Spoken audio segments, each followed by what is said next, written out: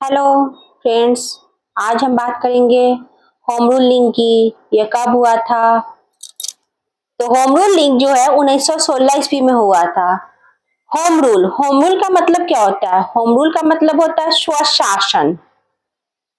Home rule जो होता है एक आयरिश शब्द है जो आयरलैंड से लिया गया है। और इसके प्रतिपादन किसने किए थे होम रूल को? रेडमांड नाम के एक व्यक्ति थे जिन्होंने इसका प्रतिपादन किया था। अब लीग भारत में होम रूल लीग की स्थापना किसने की थी? तो होम रूल लीग की जो है दो दो महानुभाव थे, एक तो एनी बेसेंट, दूसरा तिलक। एनी बेसेंट ने होम रूल का शुरुआत किया था। होम रूल होम रूल के दो नेता थे, एक तो एनी बेसेंट, दूसरा तिलक। तिलक जो थे वो उन्होंने 1916 में होम रूल लीग का स्थापना किया था और एनी बेसेंट ने भी 1916 में ही किया था। और दोनों जो है एक दूसरे के समर्थक नहीं थे। सर्वप्रथम होम रूल लिंक की व्याख्या एनी बेसेंट ने किया था और इनका उद्देश्य क्या था? इनका उद्देश्य यह था कि ब्रिटिश शासन के अधीन स्वशासन की मांग करना। उनकी पत्रिका जो थी वो कॉमनवेल 2 जनवरी 1914 को उन्होंने लिखा था। एनी बेसेंट 1893 में भारत भारत आए और उन्होंने भारत की संस्कृति को अपना लिया, उनको उनको पसंद आया। तो अब हम बात करें कि एनी बेसेंट कौन थी। तो एनी बेसेंट जो है एक आयरिश मूल की महिला थी। उनका जन्म ब्रिटेन में हुआ था। 1881 ईस्वी में एनी बेसेंट ने थियोसॉफिकल सोसाइटी बनाया था। फिर 1899 में हिंदू सेंट्रल कॉलेज, जो कि 1915 में बीएचयू एक्ट 1915 के हिसाब से मदन मोहन मालवीय के द्वारा बनाया गया था। इसको बनारस हिंदू विश्वविद्यालय बोलते हैं। अब बीएचयू का उद्घाटन कब किया गया? तो 4 फरवरी 1916 को किया गया था महात्मा गांधी के नेतृत्व में, जो दक्षिण अफ्रीका से गांधी के कार्यों को देखते हुए आमंत्रित किया गया था राजा राज्य दरबार, और उन्होंने क्या किया था कि दान दिया था। अब हम बात करेंगे तिलक का होम रूल। एनी बेसेंट का होम रूल तो हमने देख लिया, अब तिलक के होम रूल के बारे में बात करेंगे। इनका प्रारंभ जो हुआ था 28 अप्रैल 1916 को हुआ था। कहाँ से हुआ था? बेलगांव कर्नाटक से हुआ था। इसका मुख्यालय जो है, मुख्यालय कहाँ है? तो पुणे में है। इसके सचिव एन.सी. केलकर, इन्होंने प्रचार प्रसार किया था। पत्रिका मराठा जो कि अंग्रेजी लैंग्वेज में थी और दूसरा केसरी जो कि मराठी लैंग्वेज में थी। और इसमें जो है सदस्यों की संख्या 32,000 सदस्य थे। शाखाएं 6 शाखाएं थी। राष्ट्रवादियों में एकता था। इसमें 6 शाखाएं हैं। राष्ट्रवादियों में एकता, धार्मिक पुनर्जागरण में स्थल, मंदिर, मस्जिद, इन सब में जो था सब लोगों को जब एक जागरूक पैदा करना था इन लोगों को। अब इनका हम बात करेंगे कि तिलक के का कार्य क्षेत्र कहाँ था। तो तिलक का कार्य क्षेत्र महाराष्ट्र, जो कि महाराष्ट्र में भी बॉम्बे को छोड़कर था। फिर कर्नाटक, फिर बरार, फिर मध्य प्रांत, ये जो 4 थे इनके मतलब कार्य क्षेत्र थे, यहाँ पे इन्होंने कार्य किया था। अब हम बात करेंगे कि तिलक का कथन क्या क्या था। तो स्वराज्य मेरा जन्मसिद्ध अधिकार है, मैं इसे लेकर रहूंगा, ये जो है तिलक का कहना था। अमेरिका में होम रूल जो है 1915 में किन्होंने नेतृत्व किया था? लाला लाजपत राय ने। और लंदन में होम रूल हुआ था, कब हुआ था? 1912 में हुआ था। फिर डी ग्राहम पोल जो है उन्होंने नेतृत्व किया था। फिर बिहार में होम रूल हुआ था तो 1916 में हुआ था। मौलाना मजहर उल हक थे, कब किए थे? 16 दिसंबर 1916 को। जो बिहार वाला है बहुत इंपॉर्टेंट है, बिहार एग्जाम में पूछा जा सकता है, तो इसको ध्यान रखिएगा। कब? 16 दिसंबर 1916 को। नेक्स्ट कथन था बाल गंगाधर तिलक का, भारत उस बेटे की तरह है जो अब जवान हो चुका है। वक्त का तकाजा है कि उस उसके पलक उसे उसका वाजिब हक दे दे, अन्यथा वह कहकर वह लड़कर लेना जानता है। यह जो कथन है यह बाल गंगाधर तिलक ने कहा था। अब हम बात करेंगे एनी बेसेंट की होम रूल की। उनकी शुरू जो हुई थी वह 3 सितंबर 1916 को शुरू हुआ था। मुख्यालय जो था अडयार मद्रास में पड़ता है, वहां पे इनका मुख्यालय था। फिर अध्यक्ष जो थे एनी बेसेंट थे। सचिव जॉर्ज अरुंडेल को सचिव बनाया गया था। प्रचार प्रसार न्यू इंडिया और कॉमनवेल्थ, ये जो 2 पत्रिका थी इससे उन्होंने प्रचार प्रसार किया था।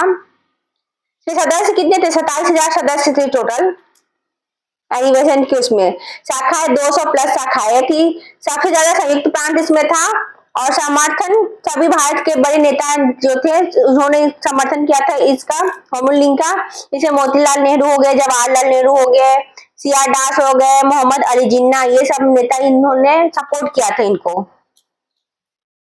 एनिवेशन का कार्य क्षेत्र कौन था? तो एनिवेशन का कार्य क्षेत्र जो था वो पूरा भारत था, संपूर्ण भारत, सिर्फ जो है तिलक का कार्य क्षेत्र को छोड़ करके। एनिवेशन का कथन क्या है? मैं तो एक भारतीय नगाड़ा है जिसका कार्य सोए हुए लोगों को जगाना, ताकि वे अपनी मातृभूमि के लिए जागे और कार्यरत हो सके, एनिवेशन ने कहा था।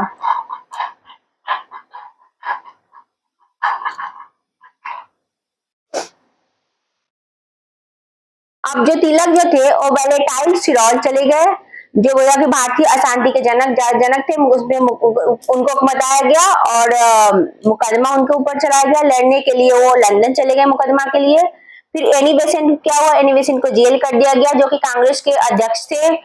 इसके कारण होम रूल लिंक जो है कमजोर हो गया। दोनों होम रूल को मिलकर गांधी स्वराज सभा का गठन करेंगे। अब क्या हुआ कि ये दोनों होम रूल तो कमजोर हो गया था, एक तो लंदन चले गए थे और दूसरा जेल में चले गए थे। तो गांधी जी ने सोचा कि इन दोनों को मिलाकर हम क्यों ना स्वराज्य का गठन किया जाए। फिर 1920 में अखिल भारतीय होम रूल हुआ था, इसका अध्यक्ष महात्मा गांधी बने।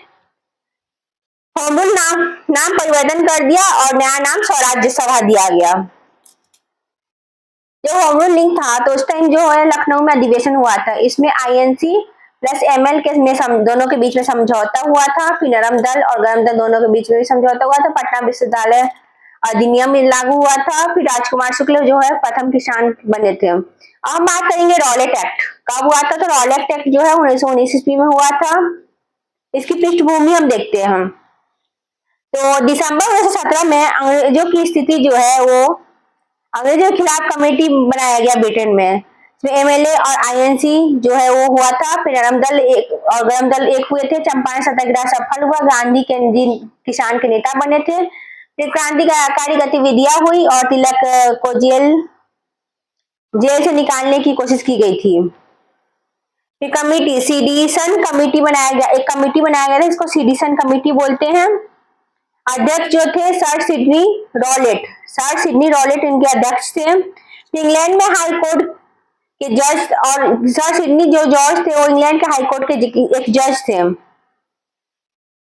इनका नियुक्ति हुआ था 17 दिसंबर 1917 को।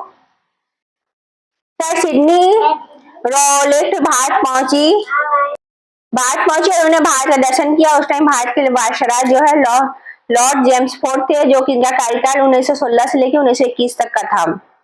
फिर रिपोर्ट में उन्होंने भारत का दर्शन किया और रिपोर्ट जमा किया। रिपोर्ट में कहा गया कि भारत में राष्ट्रवादी ताकतें मजबूत हो रही हैं, इसलिए कड़े से कड़े कानून बनाने की आवश्यकता है।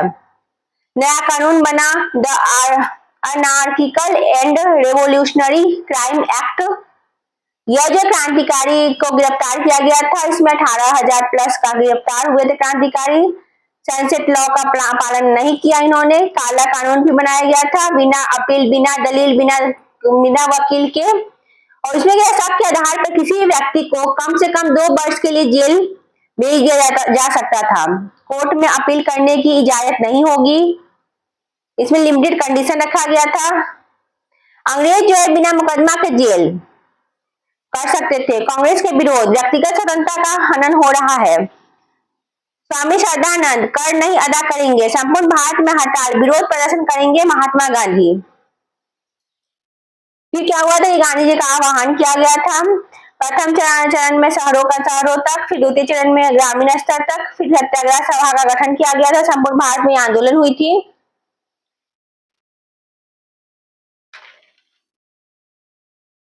यह कथन अनुचित स्वतंत्रता विरोधी एवं एक मूल की हत्या है। ये किसने कहा था? महात्मा गांधी ने कहा था।